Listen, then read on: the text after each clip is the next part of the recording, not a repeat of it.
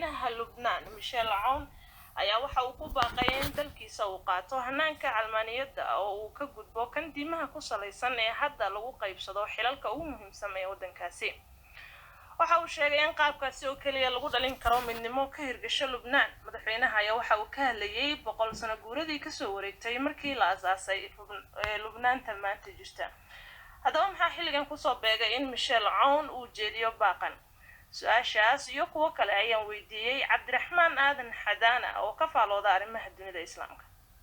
Lubnaan laga bilaabo shirkii Daa'if 1989 waxa lagu heshiiyey in hoggaanka siyaasiga noqdo u siman kooxaha jooga ee kala duwan ee masalan xagga diinta ku kala duwan. marka baarlamaankii waxa loo qaybiyey 50 iyo 50 Kristan oo 50 iyo 50 oo ah Muslim. si dagaalkii ahliga ahaa ama dagaalkii sokeeye ee ka soo bilaabmay 1975 ee soo gaaray 1990 ilaa 27,000 oo qof ay ku dhintay sida la sheegayo ayaa wuxuu keenay marka in lagu heshiiyo Sacuudiga ama Daa'if. marka xal ma keenaysa keeni weyday wataa ilaa ya hada la haysto wataa keentay dawlad daciifa wataa keentay dawlad fadhiida oo aan dadkii si rasmi u matalahayn oo mid kastaba marka uu masalan ama ku dhaco corruption uu ku cararayo xaqii kooxanimada oo leeyahay ama aniga waxa la jeeday Shiici ama aniga waxa la jeeday Kristaan ama saasa la eryanaya.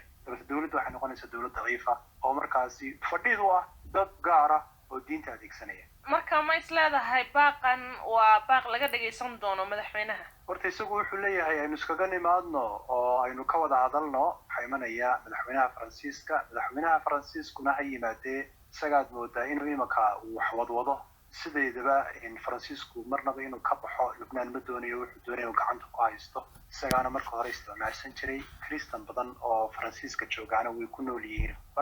markii berigi dhaweyto qaraxii uu dhacay waxa weeyaan ka dhacay dekada waa kii yimi marka wuxuu soo jeediyey inuu ku soo noqonayo dawlad loo dhanyahay oo musuqmaasuq aan ahayn uu la samaynayo si dhaqaalahan xun looga baxo oo dawlad la aamini kara loo keeno. marka intaanu soo bixin mushir jaraa'id qabtay wuxuu yiri dawlad haddaan la dhisin adag dagaal sokeeyo kale kii hore ka xum ayaa imanaya. ninka waxa weeyaan Xisbullah isla Xasan Nasrallah isoo shalay u hadlay waxa jiray buu siyaasad Faransiisku uu wado.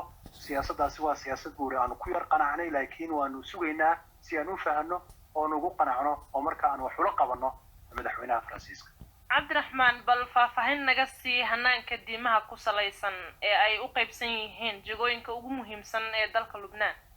dalka Lubnaan waxa u badan Muslim iyo Kristan bay markii ugu horeysay sideen wada ogsoonahay meesha waxa maamuli jiray niman Cuthmaaniyiintii marka Muslimka ay u jeedeen oo Kristanku way ka caban jireen laakiin markii Cuthmaaniyiintu ay burbureen Faransiiska meeshii la wareegay. Faransiiskuna sidiisaba markuu meel yimaado dadka waxa weeyaan la diinta uu soo dhaweyn jiray sida isticmaar kastaba uu sameyn jiray waxa weeyaan dadka iyaga u dhow ayuu markaasi u isticmaali jiray. marka dadka Kristanka ah uu isaguna xoojiyay dadkaas wax ka dhigay wax buu baray askar buu ku badiyay.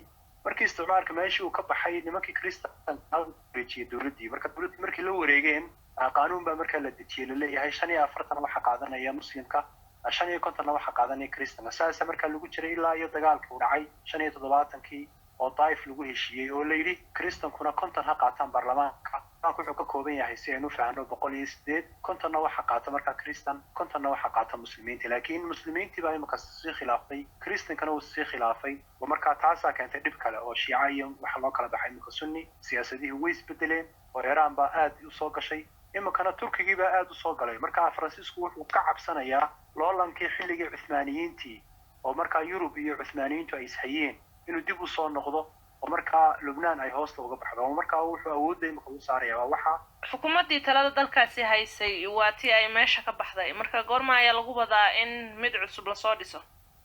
ayaa dhawata waxa dhacday in la iskugu yeeray groupka wax weyn ka taliya ay soo wasaaraha cidda soo dooranaysa. in runtii waxaad moodaa Xisbullah iyo groupkan Amal inay wateen inuu soo noqdo Rafiiq al-Hariri laakiin waa laga diiday.